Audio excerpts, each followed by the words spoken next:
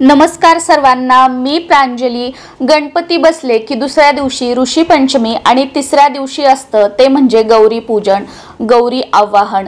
ज्यांच्याकडे परंपरेनुसार पूर्वापार गौरी बसवण्याची पद्धत आहे त्यांच्याकडे गौरींचे आवाहन केले जाते। यंदा 2024 मध्ये ज्येष्ठा गौरी आवाहन आहे 10 सप्टेंबर 2024 रोजी। दुसऱ्या दिवशी 11 सप्टेंबर 2024 रोजी महानैवेद्य आणि महापूजा महाआरती असणार आहे। 16 भाज्या, 16 कोशिंबिरी, 16 पदार्थांचा नैवेद्य, त्याचबरोबर 16 दिवे करून आरती सुद्धा या दिवशी केली जाते, ज्याला महाआरती म्हटलं जातं। पूर्णाचे दिवे बनवून आरती केली जाते।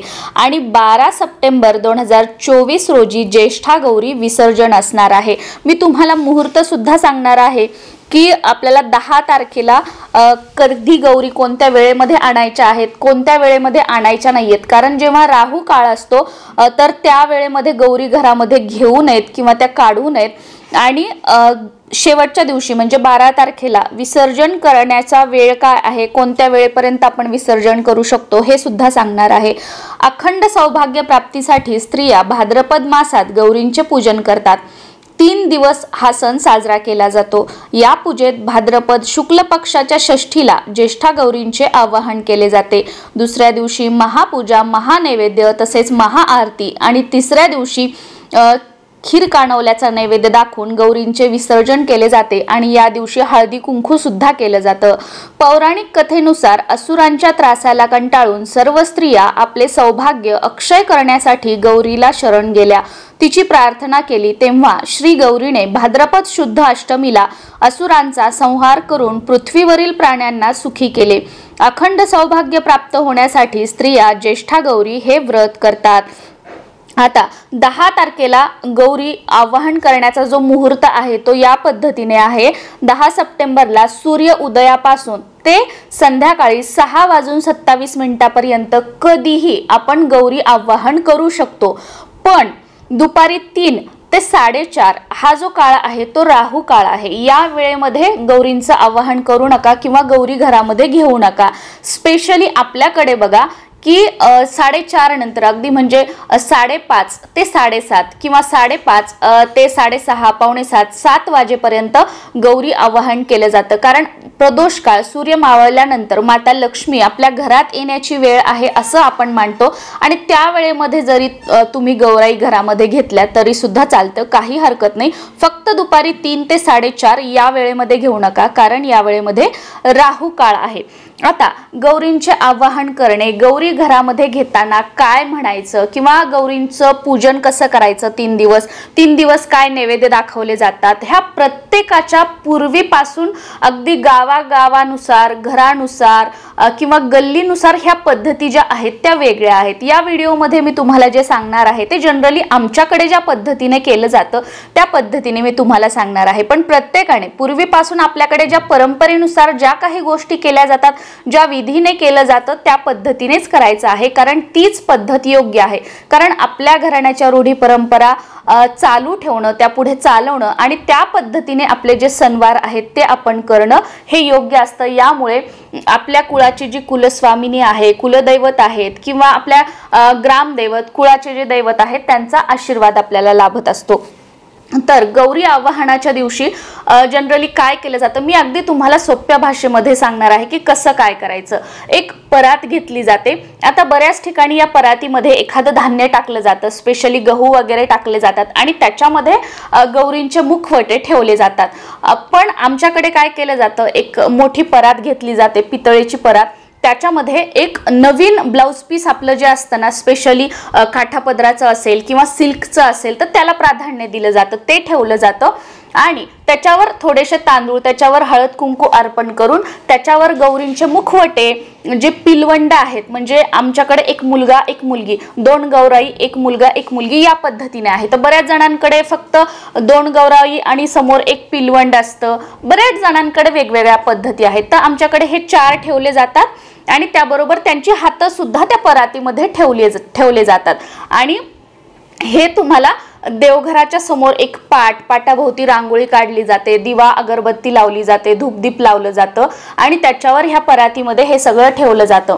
आणि संध्याकाळची जी वेळ मी तुम्हाला सांगितलं की आपण प्रदोष काळामध्ये गौराई घरामध्ये आणतो, त्यावेळेला हे सगळं काढलं जातं आणि याच्यापूर्वी आपलं अंगण जे आहे तर ते पूर्ण झाडून काढलं जातं, त्यात सडा टाकला जातो, दारामध्ये रांगोळी काढली जाते, मुख्य प्रवेशद्वारापासून म्हणजे अगदी खालचं जे गेट आहे, आता आमचं ना खाली पूर्ण पार्किंग आहे आणि सेकंड फ्लोअर पासून आमचं घर सुरू होतं, तर आम्ही पूर्ण खालच्या मेन गेट पासून तिथपासून ते देवघरापर्यंत पूर्ण लक्ष्मीची पावलं काढली जातात आणि हाताचे कुंकू घेतलं जातं, कुंकू हळद मिक्स करून त्याच्यात पाणी टाकलं जातं आणि हात सुद्धा उमटवले जातात थोड्या थोड्या अंतरावर। सेम तुळस जी असते खाली आपली, तर त्या तुळशीपासून पण मुख्य प्रवेशद्वारापर्यंत आणि आपल्या मेन गेट पासून मुख्य प्रवेशद्वारापर्यंत आणि तिथून मग एकदा एक अशी पावलं काढली जातात आणि हाताचे ठसे सुद्धा देवघरापर्यंत म्हणजे जिथे आपण गौरी आवाहन करत आहोत तिथपर्यंत केले जातात हे। आणि ह्याच्यानंतर मग ती आपण गौरी परातीमध्ये वगैरे ज्या ठेवलेल्या आहेत मग त्यांना हळद कुंकू वगैरे अर्पण केलं जातं, फुलं वगैरे सगळं धूप दीप दाखवायचा, काहीतरी गोडाचा दूध साखरेचा किंवा काही गोडाचा नैवेद्य दाखवला जातो आणि जे फराळाचं आपण गौरींसाठी फराळाचे पदार्थ बनवतो ना तर ते एका बॅग मध्ये छोटीशी कॅरी बॅग किंवा कशामध्ये तरी बांधले जातात आणि ते सुद्धा तिथे ठेवले जातात। या पद्धतीने गौरी आवाहन पहिल्या दिवशी केलं जातं आणि या दिवशी आमच्याकडे असं काही म्हणजे भाजी भाकरी वगैरेचा नैवेद्य नाही, फक्त जे आपण दूध साखर मिठाई काय जो असेल तो नैवेद्य दाखवला जातो। तुमच्याकडे या दिवशी हे पूजन झाल्यानंतर काय जो नैवेद्य दाखवला जातो तर त्या पद्धतीने तुम्ही दाखवू शकता।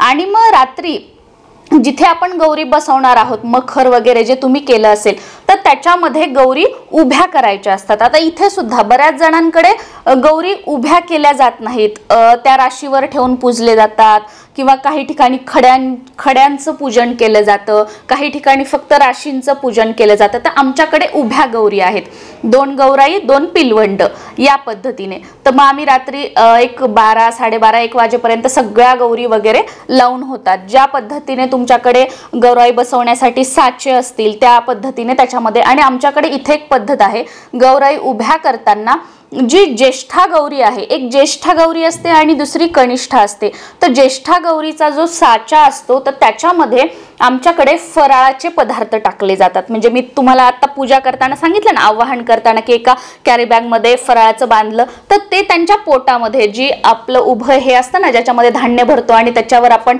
गौराईंचे इकडे इकडे हात आणि वरती मुखवटा ठेवतो, तर त्याच्यामध्ये ते जे फराळाचं आहे ना ते टाकलं जातं। आणि एक अनुभव सांगायचं झालं तर आपल्याला वाटतं की अरे या गोष्टी काही नसतात, याला काय आहे, तर मागच्या वर्षी आमच्याकडून हे टाकायचं चुकून म्हणजे घेतलं पण टाकायचं राहिलं, तर ती ज्येष्ठा गौरी आम्ही किती प्रयत्न करतोय त्यांचा मुखवटा बसतच नव्हता, तो खूप हालत होता। आणि मग शेवटी लक्षात आलं माझ्या अचानक की अरे आपण हे तर ठेवलंच नाही, मी कशाला तरी बाजूला हे झाले ते दिसलं हे ठेवलंच नाही। आणि त्यानंतर त्यांच्या पोटामध्ये आम्ही ते टाकलं आणि त्याच्यानंतर मुखवटा बसवला तर अगदी परफेक्ट बसला। हे म्हणजे ना आम्ही सगळेजण चकित झालो की आपण म्हणतो बघा ह्या रूढी परंपरा काही नसतात, हे काही असतं, पण ह्या गोष्टी असतात, फक्त ते टाकायचं राहिलं होतं म्हणून मुखवटा बसलाच नाही। जेव्हा त्यांच्या पोटामध्ये फराळाचे पदार्थ टाकले तेव्हा तो मुखवटा बसला। तर रात्री मग साड्या वगैरे नेसून बसवलं जातं आणि मग त्या दिवशी आवाहनाच्या रात्री हळद कुंकू वगैरे अर्पण करून त्यांना घरातील सर्वांनी नमस्कार करायचा आणि आपण झोपीत जाऊ शकतो। दुसऱ्या दिवशी सकाळी जे फराळाचे पदार्थ आपण बनवले आहेत त्याचा नैवेद्य आमच्याकडे सकाळी दाखवला जातो आणि दुपारी महानैवेद्य असतो, म्हणजे 16 भाज्या 16 कोशिंबिरी सगळं 16 केलं जातं। अगदी म्हणजे 16 पुरणाचे दिवे केले जातात आणि त्यांनी आरती केली जाते। 16 हे असणारी म्हणजे ज्याला वस्त्रमाळ जी म्हणतो ना त्याच्यामध्ये पण 16 असतात, ती वस्त्रमाळ अर्पण केली जाते, म्हणजे 16ला खूप जास्त हे आहे। आणि जे पिलवंड आहेत जे 2 छोटे त्यांचे एक मुलगा एक मुलगी, तर त्यांना आमच्याकडे 8-8चं केलं जातं। तर या पद्धतीने महानैवेद्य महाआरती सगळं दुपारी पूर्ण वर्णाचा सगळा स्वयंपाक, सवाष्ण ब्राह्मण जेवायला असतात, जोडी असते जेवायला, मग ही पूजा वगैरे आरती सगळं झाल्यानंतर ते येतात, मग त्यांचं पूजन सवाष्ण ब्राह्मणांचं, मग त्यांचं जेवण झाल्यानंतर नैवेद्य दाखवून त्यांचं सवाष्ण ब्राह्मण जेवल्यानंतर मग आमच्या घरातले जेवतात। तर या पद्धतीने दुसऱ्या दिवशी केलं जातं, म्हणजे सकाळी हे आणि दुपारी हे महानैवेद्य आम्हाला जेवण वगैरे करण्यासाठी अगदी संध्याकाळचे 4:30-5 वगैरे म्हणजे रात्री 8:30-5 वाजता पूजा सुरू होते आणि रात्री 9:30, 10, 11 सुद्धा जेवायला असतात, सगळं सवाष्ण ब्राह्मण सगळं होऊन. हा झाला दुसऱ्या दिवशीचं. आणि तिसऱ्या दिवशी सकाळी खीर कानवल्याचा नैवेद्य दाखवला जातो, गाठी पाडल्या जातात आणि या दिवशी संध्याकाळी हळदी कुंकू ठेवलं जातं. दुसऱ्यांना आमच्या घरी बोलवतो, आम्ही दुसऱ्यांच्या घरी जातो या पद्धतीने. आणि रात्री मग गौरींचं विसर्जन केलं जातं. यंदा 2024 मध्ये रात्री 10 वाजेपर्यंत आपण गौराईंचं विसर्जन जे आहे ते करू शकतो. गौराई विसर्जन करताना सुद्धा जे हळद कुंकू वगैरे त्यांना सगळं अर्पण करायचं. काही चूक भूल झाली असेल तर क्षमा माफी मागायची आहे आणि गौराईंचं विसर्जन करायचं आहे. आणि हो, एक गोष्ट सांगायची राहिली की जेव्हा आपण गौराई घरामध्ये घेतो तर त्या दिवशी आणि दुसऱ्या दिवशी जेव्हा आपण महापूजा असते तर त्याच्या दुसऱ्या दिवशी सुद्धा आमच्याकडे जे कुंकवाचे जे हाताचे ठसे पावलं वगैरे आहेत ना, तर ते उमटवले जातात. आणि तेव्हा एक प्लेट आणि चमच्याने ती प्लेट वाजवली जाते आणि जी दुसरी वाजवणारी असते ती म्हणते कोण आली. तर आणि मी दरवर्षी म्हणजे हाताचे ठसे देते, तर मी म्हणत असते की सोन्याच्या पावलांनी आई लक्ष्मी आली, सोन्याच्या पावलांनी गौराई आली, घरामध्ये सुख समृद्धी घेऊन आली. किंवा तुम्हाला तुमच्या काय इच्छा आहेत, सुख समृद्धी ऐश्वर उत्तम आरोग्य आनंद हे सगळं घेऊन आली. म्हणजे चांगल्या चांगल्या गोष्टी आपण बोलत असतात. ती मागची म्हणत असते दुसरी जी प्लेट चमचा वाजवते कोण आली, तर आपण म्हणायचं की गौराई आली, सोन्याच्या पावलांनी माता लक्ष्मी आली, घरामध्ये सुख समृद्धी वगैरे घेऊन आली. तर या पद्धतीने हा 3 दिवसांचा गौराईचा सण साजरा केला जातो. मी सुद्धा गणपती बसवल्यानंतर सोमवारी जे आहे मी गावी जाते गौराईंसाठी. गौराई झाल्यानंतर दुसऱ्या दिवशी येते आणि त्याच्यानंतर मग माझ्या पण इथे गणपतीचं 1-2 दिवस मग पूजन होतं आणि 10व्या दिवशी विसर्जन. तर या पद्धतीने गौरी गणपतीचा सण आमच्याकडे साजरा केला जातो. नमस्कार.